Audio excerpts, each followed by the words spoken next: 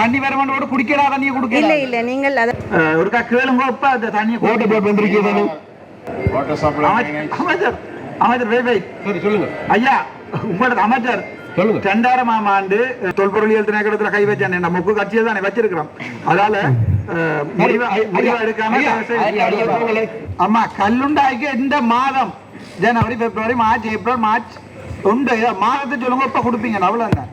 யாழ் மாவட்ட அபிவிருத்தி ஒருங்கிணைப்பு குழு கூட்டமானது அண்மையில் இடம்பெற்றிருந்தது. இதன்போது மக்களுக்கான குடிநீர் எப்போது வழங்கப்படும் என்ற கேள்வி பாராளுமன்ற உறுப்பினர்களான சிவஞானம், ஸ்ரீதரன், ராமநாதன், அர்ச்சுனா, இளங்குமரன் ஆகியோரால் எழுப்பப்பட்டிருந்தது. இதற்கு அதிகாரிகளுடைய பதில்கள் போதுமானதாக இல்லாததனால் அங்கு ஒரு சலசலப்பு ஏற்பட்டிருந்தது. அது தொடர்பான காட்சிகளை தற்போது பார்க்கலாம்.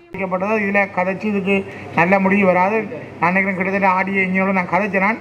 அவருடன் சில முறைகளை கையாளினம் கொஞ்சம் விட்டு கொடுத்து பார்ப்போம். ஆனால் அவர் கொண்டு வந்த இந்த தீர்மானம் எழுதாரவே பயன்படுத்தலான்றதுக்கு நான் பூர்ணமான ஆதரவு என்றால் அது இனிமேல் பயன்படுத்த இயலாது. புதிய ஒரு படகை வடிவமைக்கிறதான் பெற்றோம். யாருக்கு கையளிக்கிறதும் அதில் இது என்னென்னா கீழாலையும் தண்ணி வருது, மழை தண்ணீரும் வருது. ஆக இனி பயன்படுத்துகிற நிலையில அது இல்லை.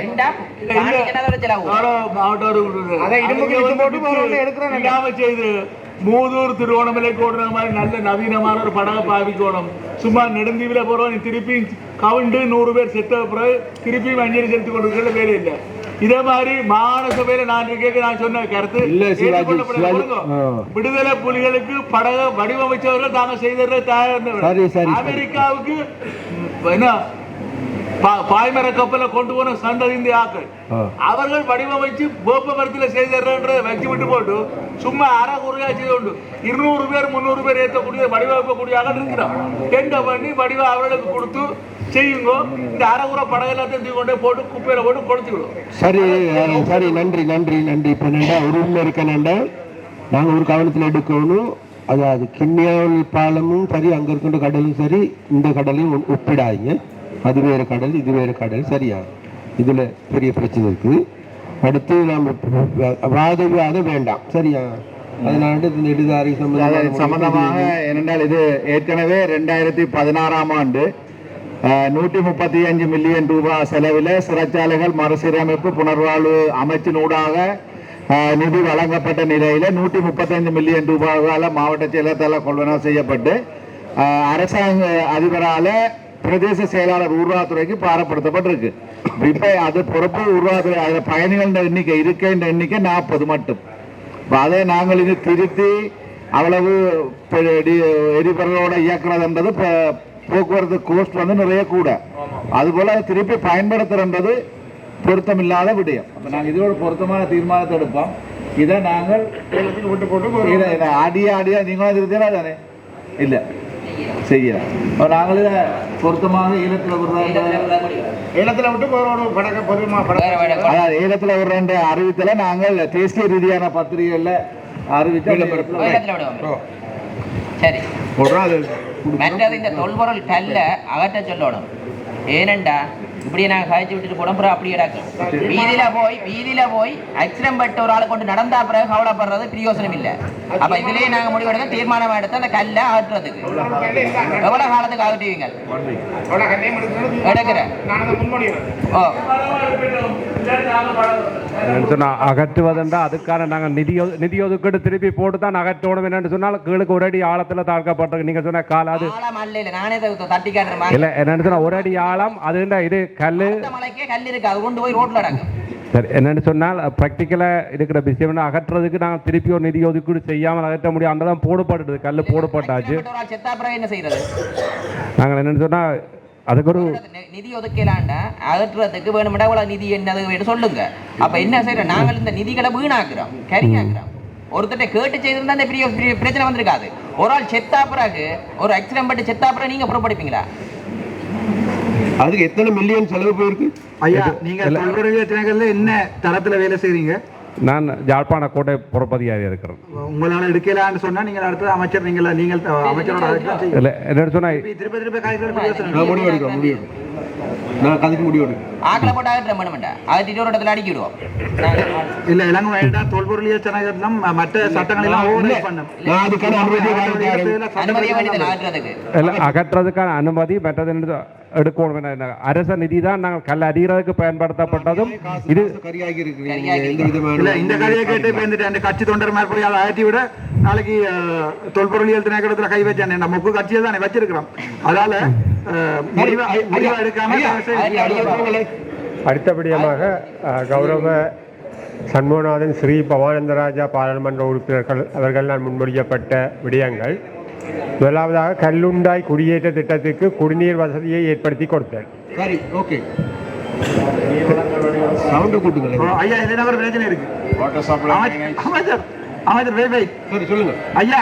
உங்களோட அமைச்சர் சொல்லுங்க. 2000ஆம் ஆண்டு சரி போன டிசம்பர்ல குடுக்குறேன்னு சொல்லி சொன்னவே யாழ்ப்பாணம் ஃபுல்லா தண்ணி. அன்றைக்கு சண்டிலிபா மீட்டிங்லையும் கதைச்சது என்னன்னா மார்ச் மாதம் தான் தண்ணி தாரான்னு சொல்லியிருக்கேன். கல்லுண்டாயில நல்லூர்ல ஒரு ப்ராஜெக்ட் ஒன்று போய் கொண்டிருக்குது, சண்டிலிபாயில போய் கொண்டிருக்கு. ஒருக்கா கேளுங்க. இப்ப அந்த தண்ணியை வாட்டர் போட் வந்திருக்கீங்க. வாட்டர் போட் சொல்லுங்க. வாட்டர் போட் போன மீட்டிங்ல சொன்னவே டிசம்பர் கொடுப்போம். என்ன கொடுப்படையில இல்ல. உண்மையிலேயே இந்த பிரச்சனை வந்து போன டிசிசி இல்ல, போன வருடம் மார்ச் மாதம் தாரன்னு சொல்லி இந்த வருடம் மார்ச் மாதம் தாரன்னு சொன்னீங்க, ஜூன் மாதம் தாரன்னு சொன்னீங்க, அந்த ஸ்தானத்துக்கு அக்டோபர் மாதம் தாரன்னு சொன்னீங்க. கம்ப்ளைண்ட் வருது. இந்த வருஷமாவது இந்த வருஷம் இல்ல நினைக்கிறேன். இந்த வருஷம் வெயிட் பண்ணலாது. ஒரு 3 மாதம் நடக்குதுன்னு நீங்க சொல்லுங்க. இப்ப அனைவருக்கும் வணக்கம். யாழ் கிளிநொச்சி நீர் வழங்கல் திட்டத்தின்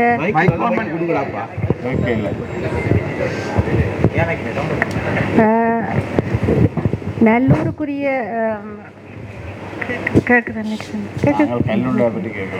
இந்த கல்லுண்டாய் குடியேற்றத்துக்குரிய குடிநீர் வசதியை ஏற்படுத்தி கொடுத்தல் சம்பந்தமாக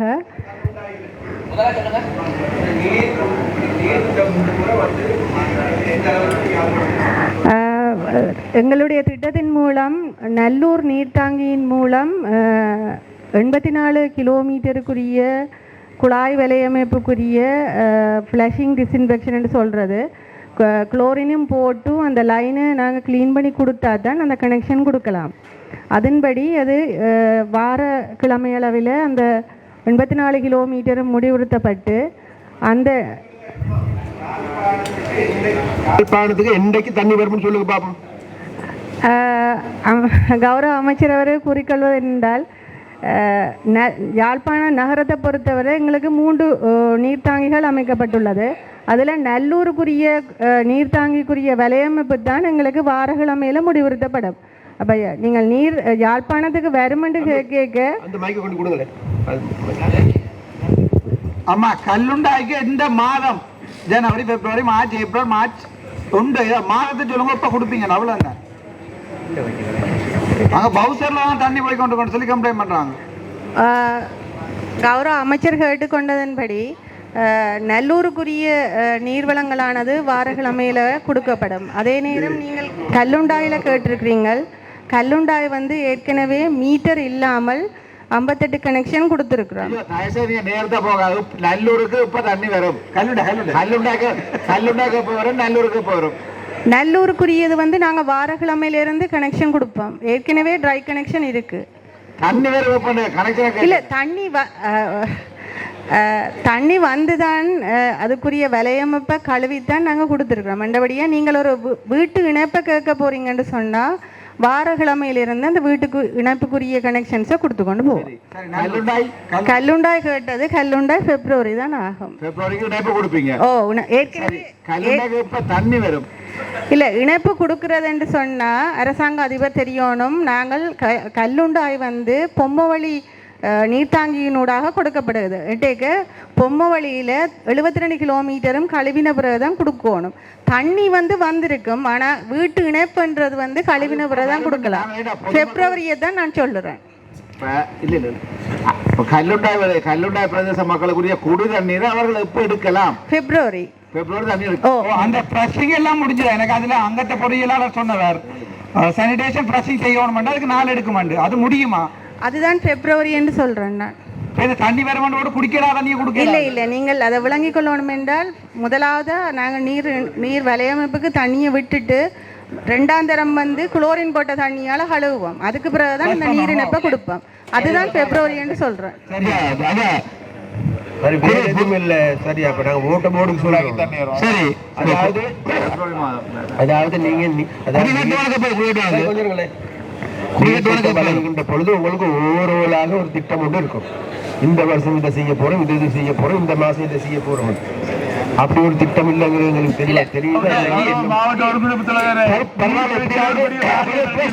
எப்படியாவது மார்ச் மாதம் தண்ணிட்டாங்க. சிறப்பு சிறப்பு கூட்டத்தை நீங்க நடத்தி தீர்க்கலாம். வரும் வராதுன்னு சொல்லி அரை ஒரு கதை வச்சு கொண்டு மருதங்கனிலிருந்து எடுத்து முழு குடநாட்டுக்கு கொடுக்கணும். அதை விட்டு போட்டு இவர் வரும் அடுத்த பிப்ரவரியில் வரும் மார்ச்சில் வரும் கதை விட்டு கொண்டு இருக்கிறார். சரி இருளமடையிலேருந்து மறையிலேருந்தா கடை தண்ணி வருது சுத்தமாக்கலாம். அடுத்தபடியமாக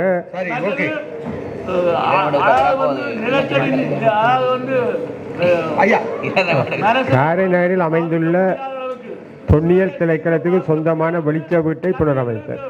மாநகர சபையால் உடனடியாக இந்த பிரச்சனைக்கு இப்ப இந்த கௌரவ ஸ்ரீதரன் அவர்களுடைய இந்த ப்ரப்போசலுக்கு நான் சொல்ற ஒன்று தான் என்னன்னு கேட்டேன். இப்ப வெளியிடப்பட்டு இருக்கின்ற சுற்றறிக்கைகளுக்கு ஏற்ப மேலதிகமான கொடுப்பனவுகள் கொடுக்க முடியுமாக இருந்தால் கொடுக்கறதுக்கான ஏற்பாடுகள் நீங்க செய்யும். சுற்றறிக்கைக்கு ஏற்ப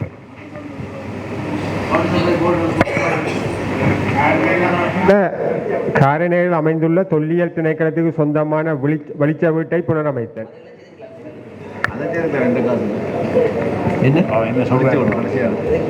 கார்னரில் வந்து வெளிச்ச வீடு ஒரு பாதுகாக்கப்பட்ட நினைவு சின்னமாக காணப்படும். அதுக்கான நிதி ஒதுக்கீடு கேட்டு 31 மில்லியன் ரூபாய் நாங்கள் இப்போ கார்னர் டிஎஸ்ஓக்கு இந்த முறை கொடுத்துக்கிட்டோம். சுற்றுலாவோட ஒதுக்கலாம் என்று நாங்கள் மதிப்பீடு எல்லாம் தயாரிக்கப்பட்டு காணப்படுகிறது. நிதி ஒதுக்கீடு இன்மை காரணமாக தான் செய்யாமல் இந்த வருடமும் நிதி ஒதுக்கீட்டுக்கு அனுப்பியிருக்கிறோம். இல்ல கோட்டைக்கு எவ்வளவு நிதி முடிஞ்சது வேலி போடுறதுக்கு?